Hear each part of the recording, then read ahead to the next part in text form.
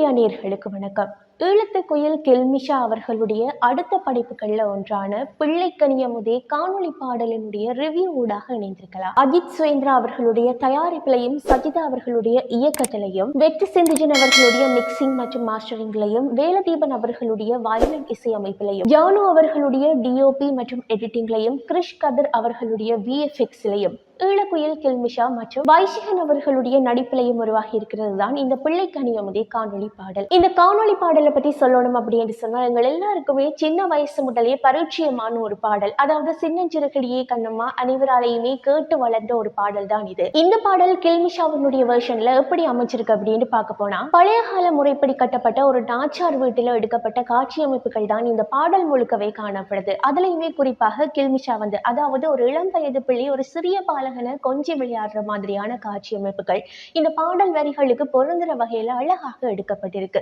அதுலயுமே குறிப்பா ஆரம்பத்துல கெல்மிஷாவினுடைய அந்த இன்ட்ரோவை காட்டுற விதமா இருக்கலாம்.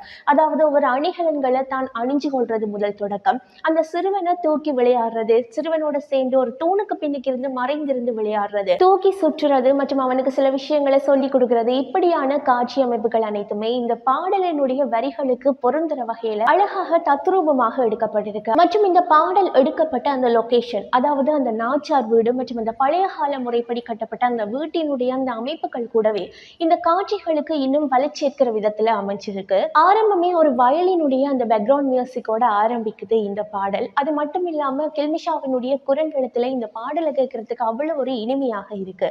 அதுலயுமே குறிப்பாக ஓடி வருகையிலே கண்ணம்மா என்கின்ற அந்த ஒரு லிரிக்ஸ்ல ஓடி வருகையிலே என்று வார அந்த ஒரு ஹை பிச் போர்ஷன், அந்த போர்ஷனை தொடர்ந்து அதோடு சேர்ந்து வார அந்த வயலின் இசை, இந்த இரண்டுமே சேர்ந்து தேன் வந்து பாயுதன் காதலே என்ற மாதிரி தான் அமைச்சிருக்கு. அவ்வளவு இனிமையாக இருக்கு இதை கேட்கும் போது. இது மட்டும் இல்லாம ஒவ்வொரு வரியையுமே கெல்மிஷா அப்படியே முடிச்சு செல்கின்ற விதம், அதாவது அவ்வளவு சங்கதிகளை அவ்வளவு அழகாக பாடியிருக்கிறாங்க. அதோடு சேர்த்து அந்த ஒவ்வொரு வரியினுடைய முடிவிலையுமே ஒலிக்கப்படுகின்ற அந்த வயலின் இசை கூடவே இந்த பாடலுக்கு இன்னும் ஒரு பிளஸ் பாயிண்டாக அமைஞ்சிருக்கு.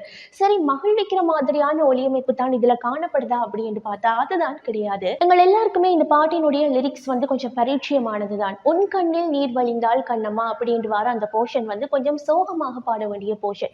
இவ்வளவு நேரமும் மகிழ்ச்சியாக பார்த்து கொண்டிருந்த எங்களுக்கு உன் கண்ணில் நீர் வழிந்தால் என்று வார அந்த ஒரு போர்ஷனை கெல்மிஷா பாடுற விதமா இருக்கலாம், அதுக்கு பின்னணியில் ஒலிக்கப்பட்ட ஒலிகளாக இருக்கலாம். வழக்கமாவே பேக்ரவுண்ட் மியூசிக் மட்டும்தான் அப்படியே சோகமாக மாற்ற முடியும் அப்படின்ற மாதிரி எங்களுக்கு தெரிஞ்சிருக்கும். ஆனா இந்த ஒரு பாடலை எடுத்துக்கொண்டா கெல்மிஷாவினுடைய குரலுமே அது கேட்ட வகையில அந்த ஃபீலிங்ஸை சுமந்து செல்லுது அப்படின்ற மாதிரி குரலையுமே அவ்வளவு சோகமாக அவ்வளவு அழகாக பாடியிருக்காங்க. அதுலயுமே என் நெஞ்சில் உதிரம் கொட்டுதடி அப்படின்னு சொல்லி முடிக்கிற அந்த சங்கதி, அந்த சங்கதியை தொடர்ந்து வார அந்த வயலின் இசை அப்படியே புல்லரிச்சு போக செய்யுது அப்படின்னு தான் சொல்லணும். சரி, இந்த வரி மட்டும்தான் அப்படியான்னு பார்த்தா அதுதான் கிடையாது. இதுக்கு அடுத்ததா வருகின்ற என் கண்ணில் பாவை அன்றோ அப்படி என்கின்ற வரி கூடவே அப்படியே புல்லரிச்சு போயிருந்த எங்களுடைய கண்கள்ல கண்ணீரை பெருக செய்யுது அப்படின்றே சொல்லலாம். அதாவது அவ்வளவு ஃபீலிங்ஸா பாடுற அந்த குரலாக இருக்கலாம், அதே மாதிரி பின்னணியில் ஒலிக்கப்படுகின்ற அந்த வயலினுடைய அந்த மியூசிக்கா இருக்கலாம்.